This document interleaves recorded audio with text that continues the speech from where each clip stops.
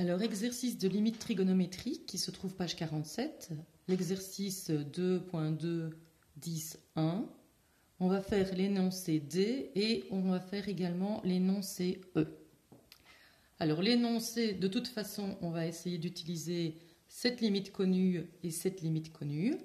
On va démarrer avec ceci. Vous avez déjà vu le même genre de problème avec le B. Donc si je calcule sinus de 0, ça fait 0 sur 0, c'est une forme indéterminée. Je vais donc devoir essayer de m'approcher des deux limites connues. Sinus de 5x. Alors, qu'est-ce qu'il me faudrait? Il me faudrait la même chose au numérateur, non, dans l'argument du sinus et au dénominateur. L'argument du sinus, j'ai 5x. Il faudrait que j'ai 5x ici. Si je rajoute un 5 ici, je dois rajouter un 5 ici. Puisque comme ça, si je les simplifie, je retombe bien à l'énoncé de départ. Le 5 qui est ici, je peux le sortir de la limite puisque c'est un réel. Je n'ai pas de x. Et alors il me restera la limite lorsque x tend vers 0 de sinus de 5x sur 5x.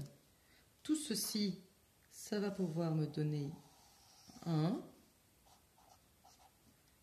Et donc, la limite qu'on cherchait donne 5.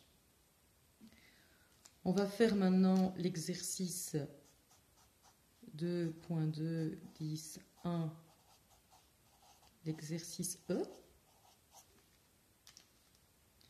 où l'énoncé c'est la limite lorsque x tend vers 0 de 5x sur sinus de 4x. Je remplace les x par 0, ça va donc bien me donner 0 sur 0.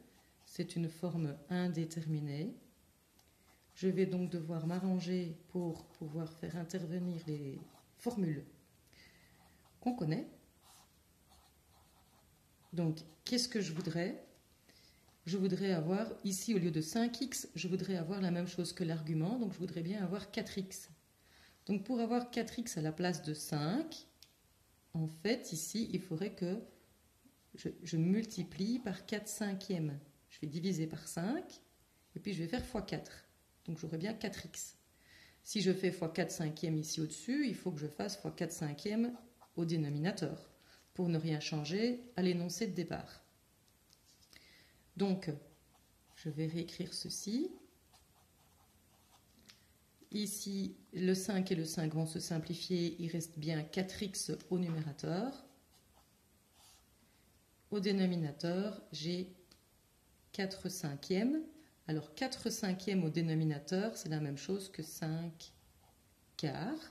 D'accord? Puisque si je divise par une fraction, je peux multiplier par la fraction inverse. Donc, 5 quarts fois 4x sur sinus de 4x. Les nombres entiers, je peux les sortir. Je pourrais sortir le 4, mais ça ne m'intéresse pas du tout, puisque j'ai besoin d'avoir la même chose ici et là. Donc, je vais sortir le 5 quarts. Et puis, il me reste la limite lorsque x tend vers 0 de 4x sur sinus de 4x. Tout ceci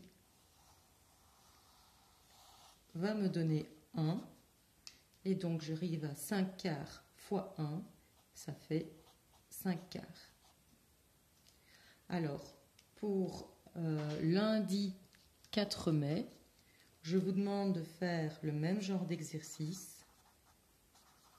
La limite, lorsque x tend vers 0, de sinus de 5x sur racine de 3x.